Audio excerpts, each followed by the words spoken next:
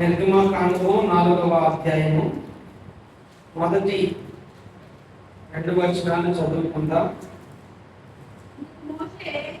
అందుకు మోషే చిత్తగించుము, వారు నన్ను నమ్మరు, నా మాట వినరు,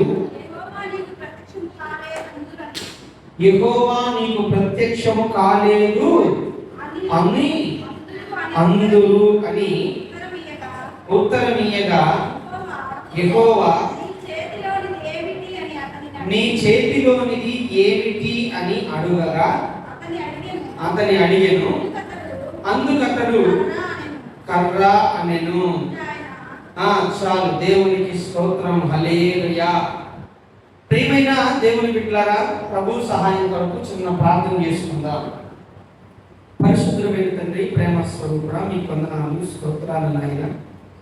ఇంతవరకు పాటల ద్వారా, ఆరాధన ద్వారా మీరు మహిమ పొందినారు నమ్ముచున్నాం. అయ్యా, మరొక శ్రేష్టమైన సమయంలోనికి మేము వచ్చి ఉంటుండగా నిరాశులైన నీవు నిలబడబోచుండగా నీ శివుచాటను మరుగుపరిచి నీ ఆత్మ చేత అభిషేకించి అయ్యా నీ నోటి కొరగా వాడుకొనమని, నీ మాటను నోటి గుండా బయలు వెలిచి ఉన్నప్పుడు వింటున్న ప్రతి ఒక్కరికి వినగలిగిన చెవులను గ్రహించగల ఆత్మను దయచేయమని అటు రీతిగా నడుచుకునే కృపలోనికి నడిపించి యేసు పరిశుద్ధమైన నామమున ప్రార్థించి వేడుకొనుచున్నాను తండ్రి. ఆమేన్. హల్లెలూయా. ప్రియమైన దేవుని బిడ్డలారా, ఈ సందర్భం మనం చూస్తే మోషే ఐగుప్తులో నుంచి ఎక్కడికి వెళ్ళిపోయాడు? ఇత్రో అనేటటువంటి తన మామ దగ్గరికి, అంటే ఆ యొక్క ప్రాంతాన్ని విడిచిపెట్టి ఐగుప్తు ప్రాంతాన్ని ఆయన బయటికి వెళ్ళిపోయాడు. వెళ్ళిపోయిన తర్వాత దేవుడు తిరిగి మళ్ళా ఇశ్రాయేలు ప్రజల యొక్క ఆ మొరని విన్నటువంటి దేవుడు ఇశ్రాయేలు ప్రజలందరినీ విడిపించడానికి ఏం చేశాడు? మోషేని దర్శించాడు. దర్శించినప్పుడు మోషేతో మాట్లాడినప్పుడు మోషేని అక్కడికి వెళ్ళమని చెప్తా ఉంటాడు. వెళ్ళమని చెప్తా ఉన్నప్పుడు మోషే ఏం చేస్తాడంటే, అయ్యా నేను అక్కడికి వెళ్ళినా కానీ వాళ్ళు నా మాట వినరు, నీవు నాతో మాట్లాడలేదని అనుకుంటారు కాబట్టి నేను వెళ్ళలేనని చెప్పి చెప్తా ఉంటాడు. ప్రియులారా, ఇలాంటి సందర్భంలో ఇక్కడ జరిగేటటువంటి మాటలు ఏం జరుగుతుంది అక్కడ అంటే, అందుకు మోషే చిత్తగించుము, వారు నన్ను నమ్మరు, నా మాట వినరు, యెహోవా నీకు ప్రత్యక్షము కాలేదందరూ అని ఉత్తరమియ్యగా, అప్పుడు దేవుడు ఏం చేశాడంటే, నీ చేతిలోనిది ఏమిటి అని అతనిని అడిగాడు దేవుడు. అప్పుడు మోషే ఏమని జవాబిచ్చాడు? నీ చేతిలోని ఏమిటనగానే మోషే అంటున్నాడు, కర్ర. దేవునికి స్తోత్రం. హల్లెలూయా. ప్రియమైన దేవుని బిడ్డలారా, దేవుడు మన జీవితంలో కొన్ని కార్యాలు చేయాలి అనుకున్నప్పుడు మన దగ్గర ఏముంది అని చూస్తాడు. ఫస్ట్ ఏం చూస్తాడు? ఏముంది అని దాన్ని చూసి దాని ద్వారా దేవుడి కార్యాలు ప్రారంభిస్తాడు. దేవునికి స్తోత్రం. హల్లెలూయా. మోషే చేతిలో ఏముందంటే, ఏముంది? కర్ర ఉంది మోషే చేతిలో.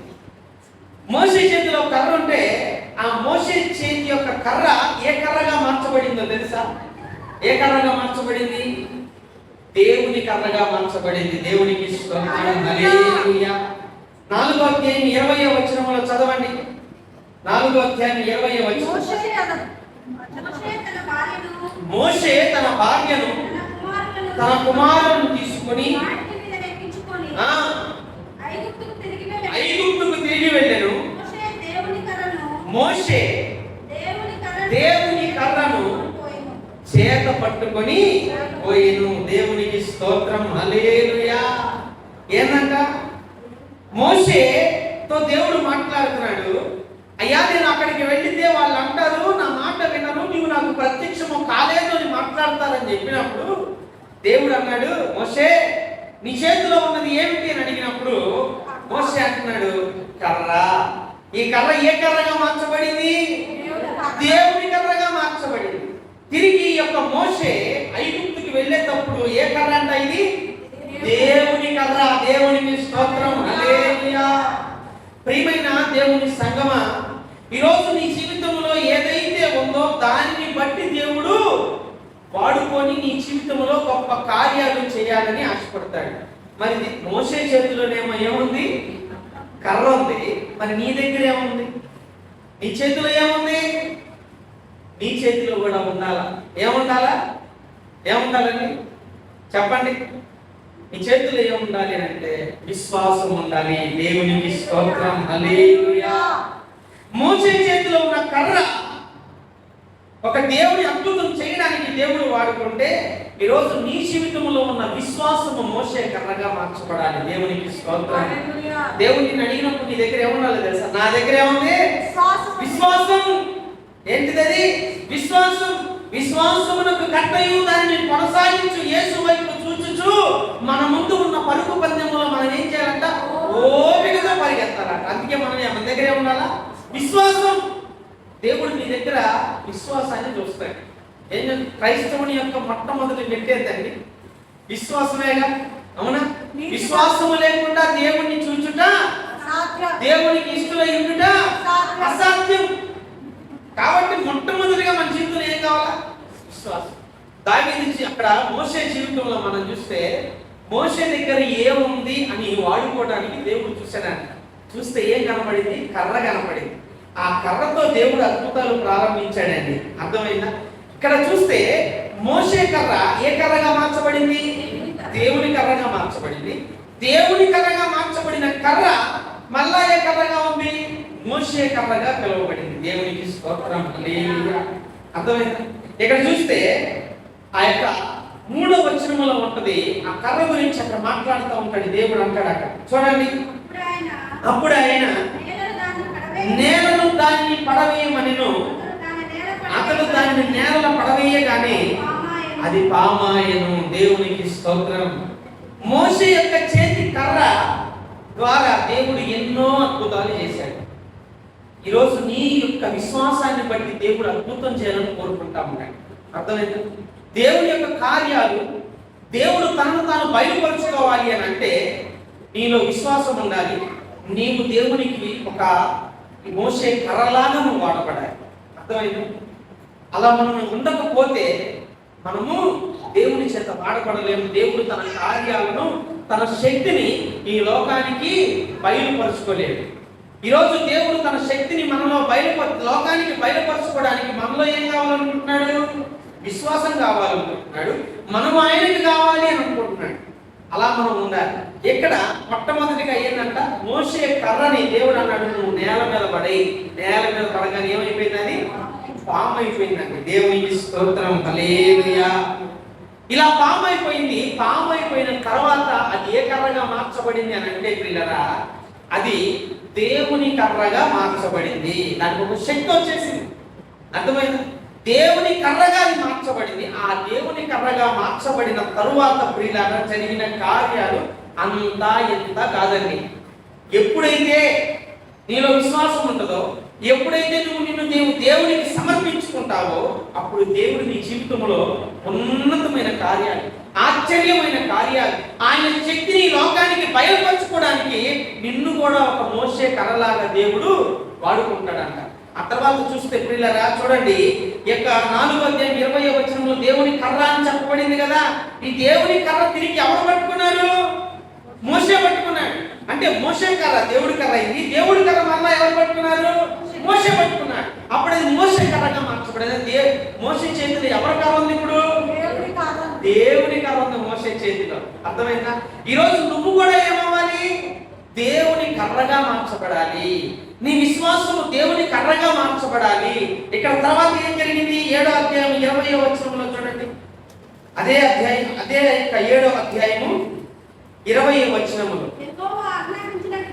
యెహోవా ఆజ్ఞాపించినట్లు మోషే అహరోనును ఏం చేశాడు? అతని సేవకుల ఎదుటను తన కర్రను పైకెత్తి ఏటి నీళ్లను కొట్టగా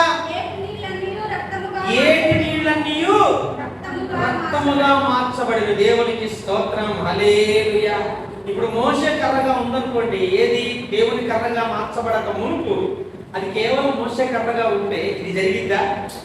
ఇప్పుడు మోషే కర్ర ఏ కర్రగా మార్చబడినందుకు ఈ యొక్క ఇది పాముగా మారబడింది.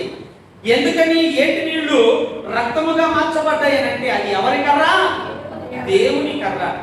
ఈ దేవుని కర్ర ఎవరి చేతిలో ఉంది? మోషే చేతిలో ఉంది. అంటే ఇక్కడ మోషే ఏం చేశాడు? తన కర్రని దేవునికి ఏం చేశాడండి? సమర్పించాడు. దేవుని మాట విని ఆయన చెప్పినట్లుగా ఏం చేశాడు? దానిని నేలన పడవే అన్నప్పుడు ఆజ్ఞని ఏం చేశాడు? ఆయన ఆజ్ఞని శిరసావహించాడు. దేవుడు ఏదో గొప్ప కార్యము చేయబోతున్నాడని అన్నాడు. ఈరోజు నువ్వు కూడా ఏం చేయాలా? నిన్ను నీవు దేవుడికి సమర్పించుకో అనంటే రోమపత్రిక 12వ అధ్యాయంలో ఉంటుంది. ఏమవ్వాలదా? నీ శరీరాన్ని సజీవ యాగముగా సమర్పించుకోమని చెప్తే మనం ఎవ్వరూ సమర్పించుకోం. కానీ మోషే ఏం చేశాడంటే, ఏం చేశాడు? తన కర్రని ఏం చేశాడట? దేవుడికి సమర్పించాడు. ఆయన మాటకి లోపడ్డాడు. లోపడగానే ఏమైపోయింది? అది కాస్త దేవుని కర్రగా మార్చబడి తర్వాత జరిగిన కార్యం ఏంటండి? ఏమైందంట? ఐగుప్తుకు వెళ్ళారంటే వీళ్ళు ఎవరో మోషేను తన బిడ్డను తీసుకొని, తన భార్యను తీసుకొని ఈ మోషే ఎక్కడికి వెళ్ళాడు? ఐగుప్తుకి వెళ్ళాడు. ఎట్లా వెళ్ళాడు ఐగుప్తుకి? దేవుని కర్రని తన చేత పట్టుకొని ఐగుప్తులోనికి వెళ్ళాడు. దేవునికి స్తోత్రం, హల్లెలూయా. ఇక్కడ ఈ దేవుని కర్ర తన చేతిలో ఉంది. ఆ కర్రతో ఏం చేశాడంటండి? ఏటి నీళ్ళ మీద కొట్టగానే ఏటి నీళ్ళన్నీ ఏమైపోయినాయి? రక్తముగా మార్చబడ్డాయట. దేవుని అద్భుత కార్యం. ఏం చేస్తామన్నాడు? ఇశ్రాయేలు ప్రజలందరినీ ఐగుప్తుల నుంచి విడిపించడానికి దేవుడు ఏం చేశాడండి? మోషే యొక్క కర్రని వాడుకున్నాడు. దేవునికి స్తోత్రం కలుగును గాక, హల్లెలూయా. ఈరోజు అనేకులైనటువంటి వారికి ఉన్నటువంటి పాప బంధకాల నుంచి, వారికి ఉన్నటువంటి అనారోగ్య పరిస్థితుల నుంచి బయటకు తీసుకురావాలి అని అంటే ఇక్కడ కూడా ఒక కర్ర కావాలి. ఆ కర్ర ఎవరు? ఆ కర్ర ఎవరు? ఎవరు ప్రియులారా? ఆ కర్ర నీవే. ఆ కర్ర ఎవరు? నీవే. అర్థమైందా? ఇప్పుడు నువ్వేం చేయాలి? దేవునికి సమర్పించుకోవాలి. దేవుని మాటకి శిరసావహించాలి. అలా ఎప్పుడైతే చేస్తామో మనము అప్పుడు ఏం చేస్తాడంట? మనకున్న విశ్వాసాన్ని, మనల్ని ఏం చేస్తాడు? దేవుడు వాడుకుంటాడు. వాడుకుని ఏం చేస్తాడు? ఆ రోజు ఇశ్రాయేలుని విడిపించడానికి ఆయన చేసిన కార్యాలు ఏం చేశాడంట? ఏటి మీద కొట్టినప్పుడు ఏటి నీళ్ళన్నీ రక్తంగా మార్చబడి అంట. ఈరోజు నీలో ఉన్న విశ్వాసాన్ని నిన్ను దేవుడు అలా వాడుకొని అనేకుల్ని విడిపించడానికి దేవుడు ఆశపడతా ఉన్నాడు. కానీ మనమేమో ఏం చేస్తున్నాం? కర్ర అంటే పక్కన పెట్టేసి నా దగ్గర ఏముంటుంది? నా దగ్గర ఏమి లేదు అంటే అంటాం. మోషే అలా అంటే ఇశ్రాయేలు విడిపించబడేవాళ్ళ. ఒక్క మాట అడుగుతానండి, ఒకవేళ నీ చేతిలో ఏముంది అని చెప్పగానే నేను అడుగుతున్నాడు అనేసి దాన్ని పక్కన పడేసి నా చేతిలో ఏమి లేదని అంటే దేవుడు ఇశ్రాయేలు ప్రజలకు విడుదల ఇచ్చేవాడ? ఈరోజు ఇచ్చాడండి, ఇచ్చేవాడు ఆ రోజు. ఈరోజు ఇలా ఉండేది పరిస్థితి. మనమైతే ఆ రోజుల్లో ఈ మోషే ప్లేస్ లో మనం ఉంటే ఏం చేసేవాళ్ళు? ఒక ఈ రోజే దేవుడు వచ్చి నీ దగ్గర ఏముందో ఇయ్య అనగానే నీ చేతిలో ఉంది, నీ దగ్గర ఏముందనంటే ఏముందయ్యా? నా దగ్గర ఏమీ లేదయ్యా. ఉంటే మన దగ్గర ఏముంది? తినడానికి తింటుంటే ఉండడానికి ఇల్లు ఉంది, అన్నీ ఉంటాయి మన దగ్గర. కానీ దేవుడికి ఏమంటాం? ఏమీ లేదయ్యా, ఏమీ లేదయ్యా. ఆ రోజు మోషేకి నిజానికి తినడానికి ఇల్లు ఉందో లేదో తెలియదండి, ఉండడానికి ఇల్లు కూడా ఉందో లేదో తెలియదు. ఆయన కొండల్లో తిరుగుతా ఉన్నాడు. ఆయన అవునా? ఉన్నటువంటి ప్రాంతాన్ని విడిచిపెట్టి ఎక్కడికో వెళ్ళిపోయాడండి. ఆయన అరణ్యానికి వెళ్ళిపోయాడు, కొండలోనికి వెళ్ళిపోయాడు. అలాంటి స్థితిలో అడిగితే ఆయన దగ్గర ఏముంది, నీ చేతిలో ఏముంది అనగానే దాచిపెట్ల ఏం చేశారు? ఆయన కర్ర ఉంది అన్నాడు. ఈరోజు మన జీవితంలో మనం ఉన్నాం. అయ్యా నేనున్నాను ప్రభా, నన్ను వాడిపోకముందే నన్ను వాడుకో ప్రభా, నన్ను వాడుకొని నీ కార్యాలు జరిగించయ్యా. ఎవరెవరికైతే విడుదల ఇవ్వాలనుకుంటున్నావో, ఎవరినైతే స్వస్థపరచాలనుకుంటున్నావో, ఎవరినైతే రక్షణలో నీకు నడిపించి నీ నిత్యమైన ఆరాధ్యముల స్వాస్థ్యము ఇవ్వాలనుకుంటున్నావో దాని కొరకు నన్ను ఏం చేసాయా? ఏం చేయాలని? నువ్వు వాడుకో అనే స్థితి మనకు ఉందండి. ప్రియులారా గమనించండి, మోషే అక్కడ దేవునికి ఆ కర్ర ఇచ్చాడు. ఆ కర్రను దేవుడు తన శక్తికి వాడుకున్నాడు. ఏం చేశాడు ఆయన? అక్కడ చేసిన గొప్ప కార్యము నీటిని ఎర్రగా రక్తముగా మార్చేశాడు. ఆ తర్వాత చూస్తే ప్రియులారా చూడండి, 9వ అధ్యాయం 23వ వచనంలో మరొక కార్యం చేశాడు. ఏం చేశాడు? మోషే తన కర్రను ఆకాశము వైపున ఎత్తినప్పుడు 9వ అధ్యాయం 23వ వచనం. మోషే తన కర్రను ఆకాశంపై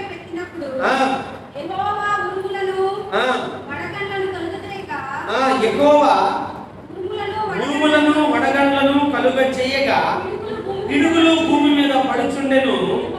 యెహోవా ఐగుప్తు మీద వడగండ్లు కురిపించెను. దేవునికి స్తోత్రం. హల్లెలూయా. ఏం చేశారంట? ఈ కర్రని ఆకాశం వైపు ఎత్తినప్పుడు ఉరుములు తర్వాత ఏం పడ్డాయి? ఉరుములు వడగండ్లు పడ్డాయి. దాని ద్వారా ఏమొచ్చిందట?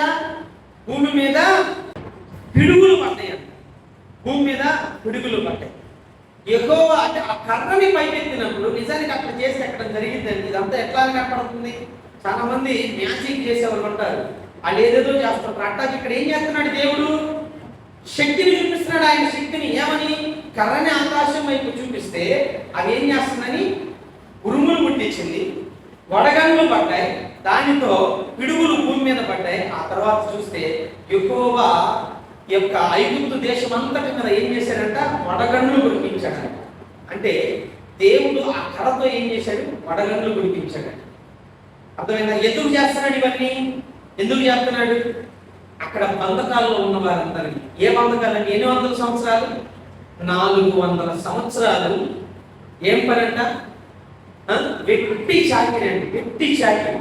ఇప్పుడు గానుగులు ఉంటాయి కదా, గానుగుల దగ్గర ఎద్దుల్ని కనుక కట్టేసి తిప్పుతా ఉంటే అవి తిరుగుతా ఉంటాయి కదా, అలాగా ఇశ్రాయేలు ప్రజల్ని వెట్టి చాకిరికి గురి చేసి చిత్రహింసలు చేస్తా ఉన్నటువంటి పరిస్థితుల్లో వాళ్ళు దేవుడికి మొరపెట్టినప్పుడు దేవుడు ఏం చేశాడంటే మోషేని ఎన్నుకున్నాడు. మోషేని అడిగాడు. మోషే, అయ్యా నా దగ్గర కర్ర ఉందయ్యా అన్నాడు. ఆ కర్రతో ఏం చేశాడంటే ఆయన వడగండ్లు కురిపించి. ఎందుకు అని అంటే పిల్లరా, ఐగుప్తులో ఉన్నటువంటి ఆ ప్రజల్ని విడిపించడానికి, వారు ఉన్నటువంటి వెట్టి చాకిరి నుంచి ఆ భారభరితమైనటువంటి ఆ యొక్క బరువును, ఆ యొక్క ఏదైతే వారికి మోస్తున్నారో ఆ బరువు అంతటి నుంచి విడిపించడానికి. ఈరోజు దేవుడు నిన్ను అడుగుతుంది ఏందో తెలుసా? నిన్ను అడుగుతుంది ఏంటంటే, నువ్వు నా కొరకు ఉన్నావా? అర్థమవుతుందా? దేవుడు అడుగుతా ఉన్నాడు ఈరోజు. మనం మోషేని అడిగినట్లుగా నీ దగ్గర ఏముంది, నీ చేతిలో ఏముంది అని అడుగుతున్నాడు కదా. ఈరోజు దేవుడు నీతో నాతో మనందరితో మాట్లాడుతుంది ఏంటంటే, ఈరోజు నీ దగ్గర ఏముంది? నేను బంధకాల్లో ఉన్న వారిని విడిపించడానికి, పాప భాగంలో ఉన్న వారిని విడిపించడానికి నీ దగ్గర ఏముంది అని అంటే మనం ఏం చెప్పాలా? అయ్యా నాకు విశ్వాసం ఉంది, నేనున్నాను, నువ్వు నన్ను వాడుకో. దేవుడికి మనం జవాబిచ్చే స్థితిలో మనం ఉన్నామా లేదా? ఇలా గమనించండి. ఈ లోకంలో మోషే వచ్చినా, మోషే తర్వాత ఇంకెవరెవరు వచ్చినా, అర్థమైందండి, వాళ్ళందరినీ దేవుడు ఎందువరకు వాడుకున్నాడంట? బంధకాల్లో ఉన్నవారిని, పాప భారంలో ఉన్నవారిని, దేవునికి దూరమైపోయిన స్థితిలో ఉన్నవారిని తిరిగి ఆయన దగ్గరకు చేర్చుకొని ఆయన రాజ్యమును నిత్యము జీవించేటటువంటి కృపను ఇవ్వడానికి దేవుడు అనేకులను ఎన్నుకున్నాడు కదా. ఇంకా మన ముందు కూడా ఎన్నో తరాలు ఉన్నాయి, మనతో పాటు ఎన్నో తరాలు ఉన్నాయి. వాళ్ళందరినీ కూడా దేవుడు ఏం చేయాలనుకుంటున్నాడు? కాపాడాలనుకుంటున్నాడు, రక్షించాలనుకుంటున్నాడు. అందుకని మనం ఏం చేయాలి? మోషేలాగా మనం కూడా ముందుకు రావాలి. మనం ఆ కర్రని చేతిలో ఉన్న దాన్ని దాచిపెట్టి, మోషే చెప్పలేదు కదండి, ఇదిగోండి నేను దాచిపెట్టేశానని చెప్పలా, ఉంది అని చెప్పాడు. ఈరోజు మనం కూడా అంటున్నాం. తర్వాత ఇంకొక మాట చూడండి, 10వ అధ్యాయం 13వ వచనంలో చూస్తే పిల్లరా,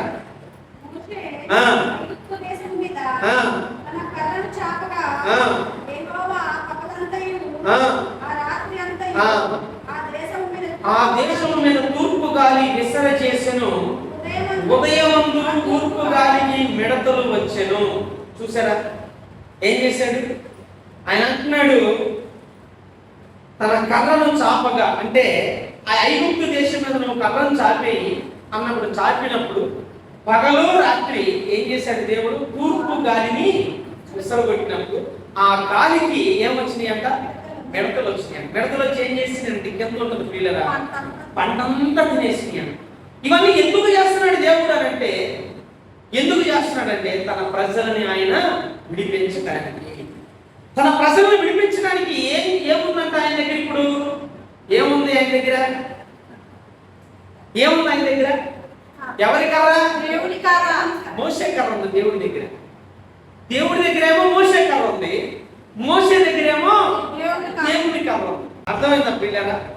ఇక్కడ ఈ విధమైన కార్యాలు చేయడానికి దేవుడి దగ్గర ఏముంది అని అంటే మనం అర్థం చేసుకోవాలా, మోషే చేతి కర్ర.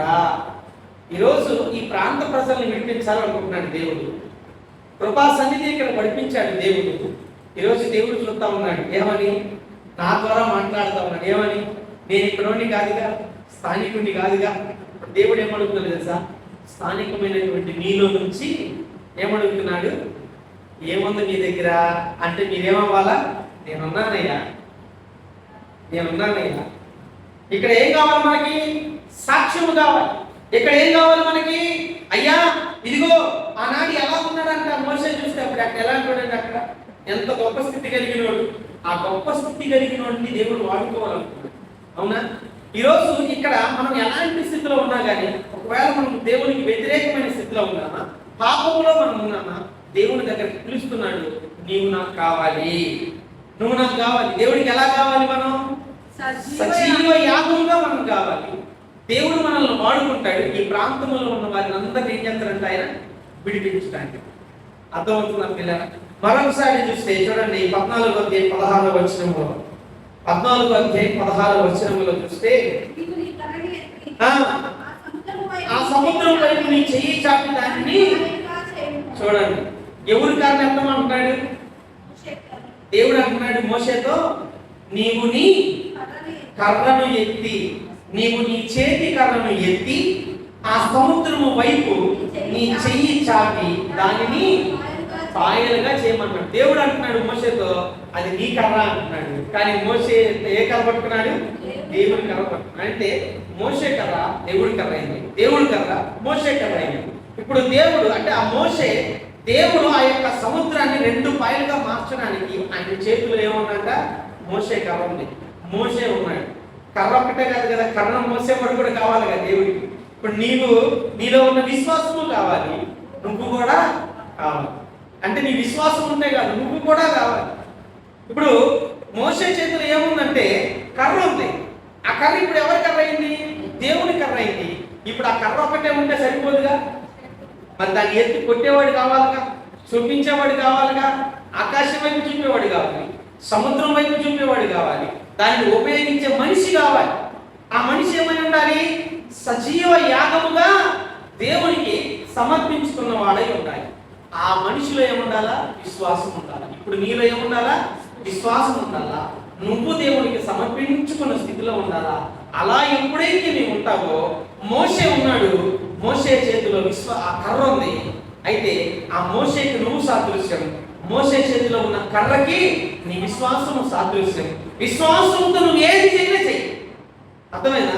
విశ్వాస సహితమైన ప్రార్థన ఏం చేస్తుంది? రోగిని స్వస్థపరిచి, వాడు ఒకవేళ పాపాల్లో ఉంటే వాడి పాపాలన్నింటి నుంచి వాడు ఏమవుతాడు? విడుదల పొందుతాడు.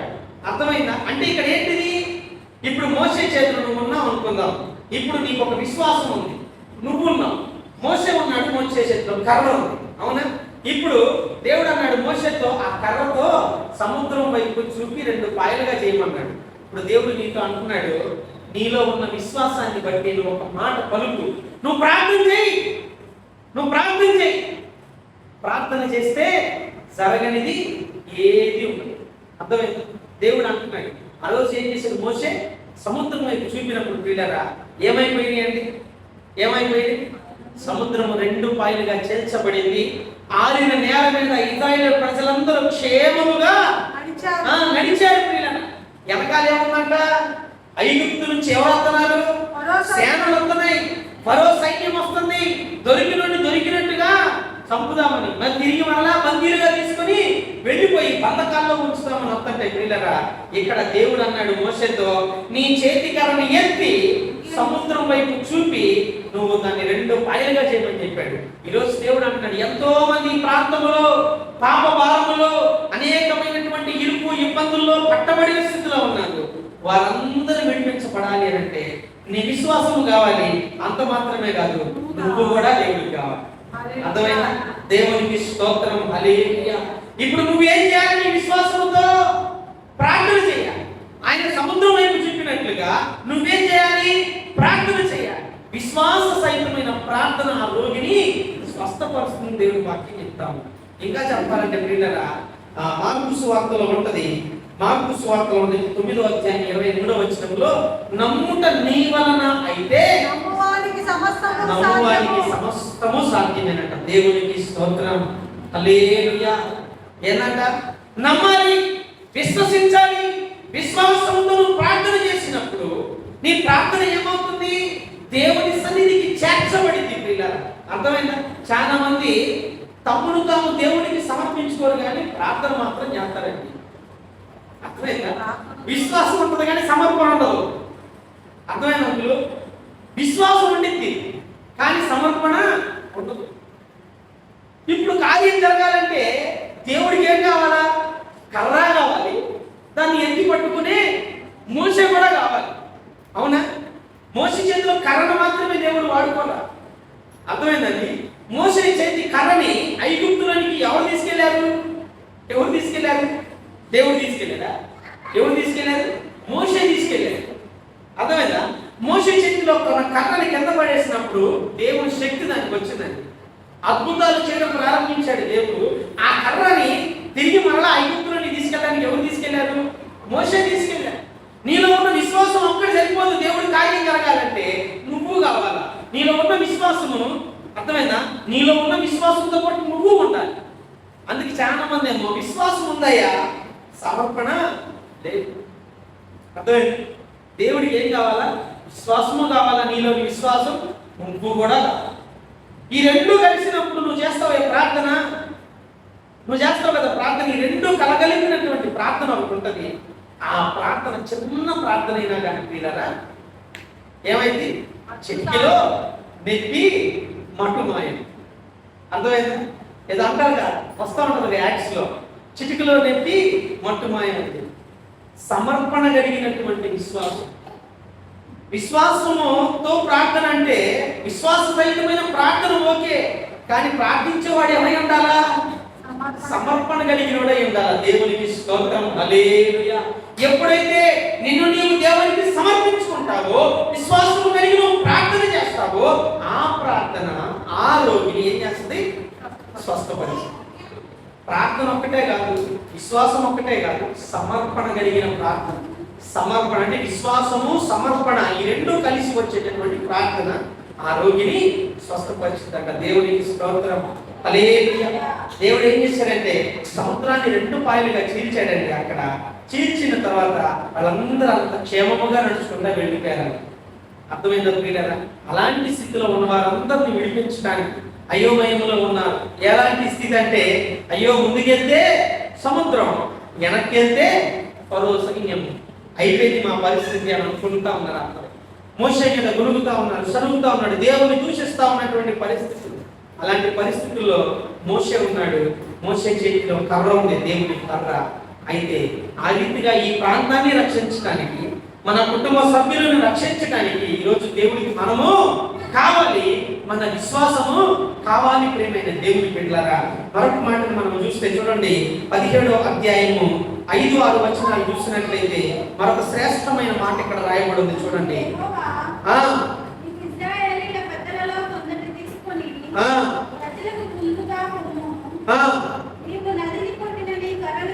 నీవు నదిని కొట్టిన నీ కర్రను చేతబట్టుకొని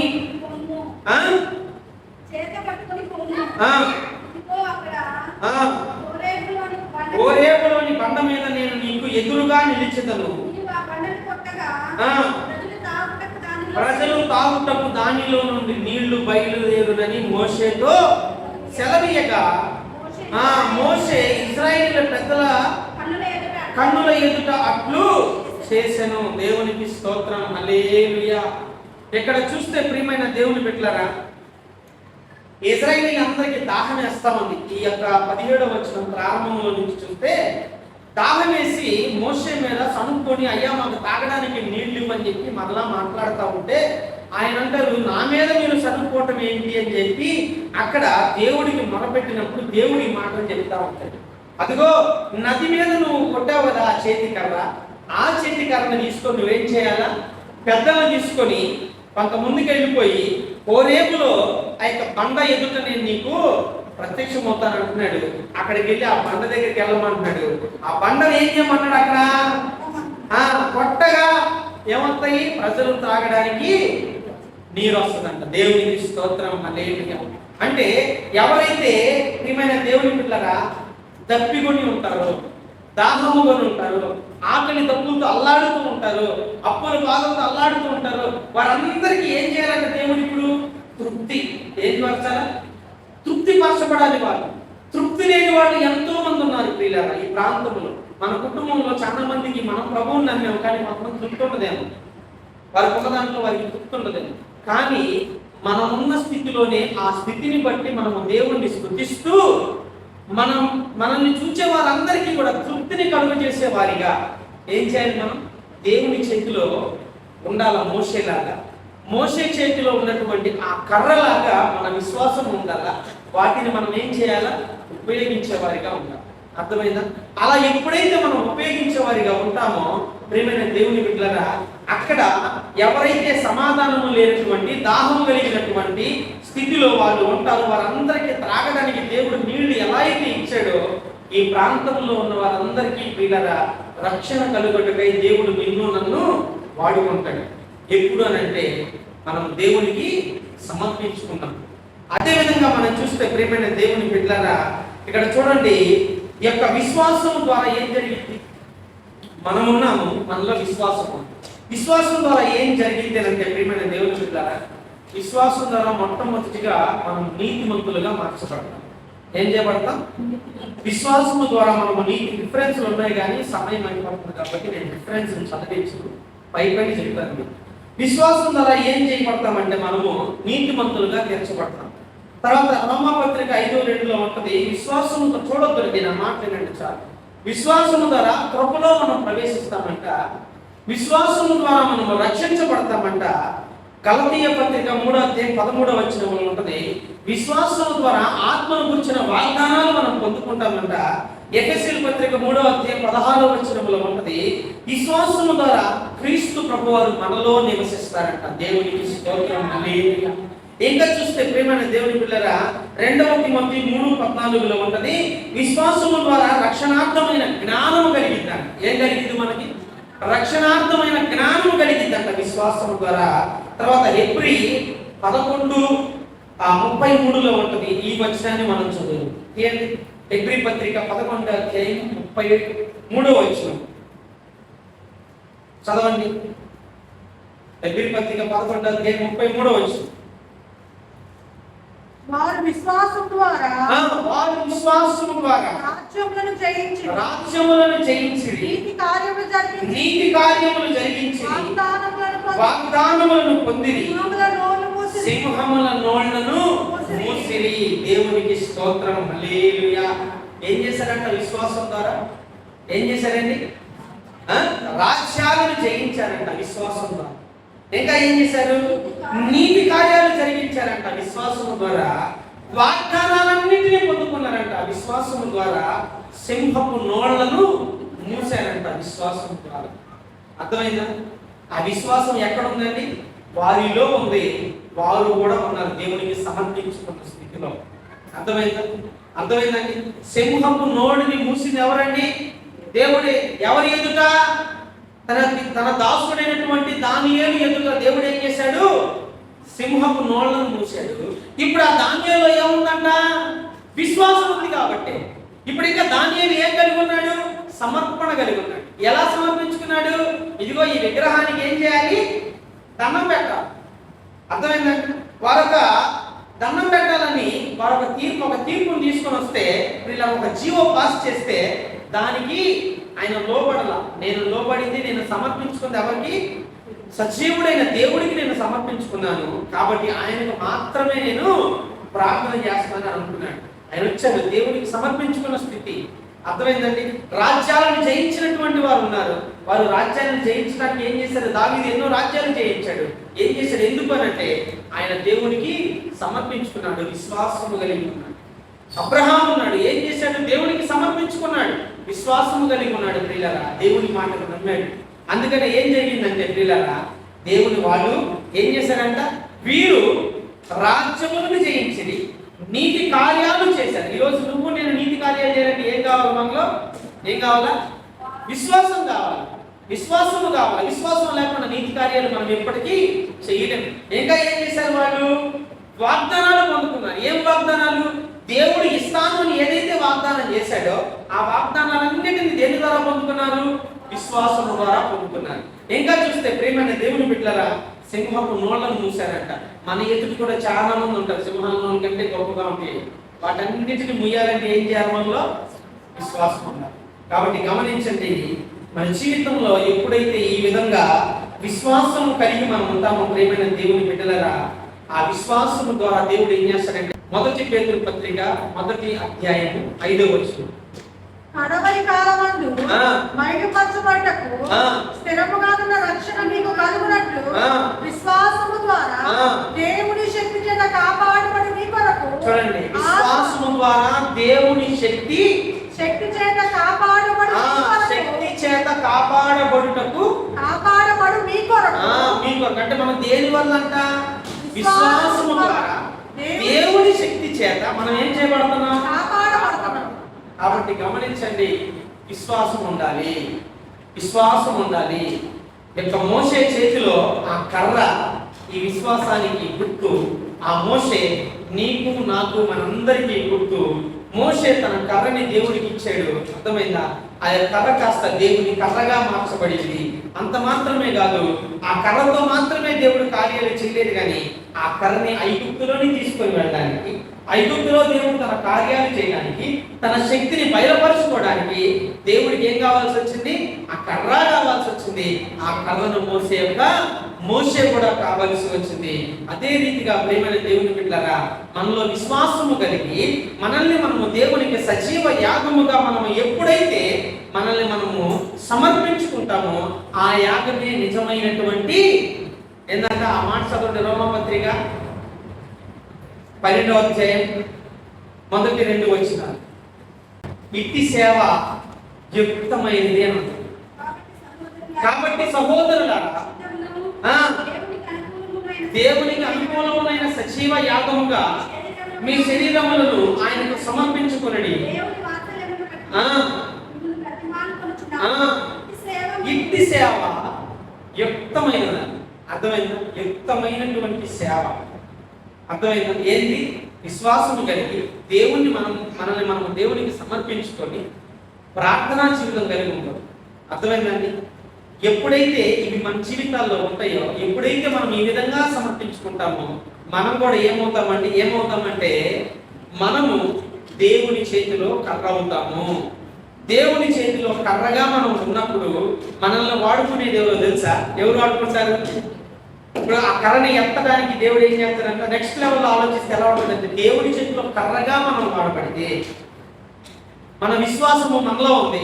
మనలో ఉన్న విశ్వాసం అలా వాడబడతా ఉంటే, ఇంకా చెప్పాలంటే ప్రియులారా, మనల్ని వాడుకునేది ఎవరంటే పరిశుద్ధాత్మ దేవుడు. నేటి కాలాల్లో ఆయన ఏం చేస్తాడు? మనల్ని వాడుకొని గొప్ప కార్యాలు మన జీవితాల్లో చేస్తూ మనల్ని బట్టి అనేకుల్ని దేవుడు తను తాను బయలుపరుచుకుంటూ అనేకుల రక్షణార్థమై ప్రియులారా నిన్ను నన్ను వాడుకొని ఈ ప్రాంతంలో ఒక గొప్ప ఉద్యమం తీసుకురావాలంటే మనకేం కలిగి ఉండాలా? సమర్పణ కలిగి ఉండాలి, విశ్వాసం కలిగి ఉండాలి. ఎప్పుడైతే అలా ఉంటామో దేవుడి కార్యాలు మన జీవితాల్లో జరుగుతాయి. అట్టి కృపలోనికి దేవుడు మనల్ని అందరినీ నడిపించును గాక. ఆమేన్. హల్లెలూయా.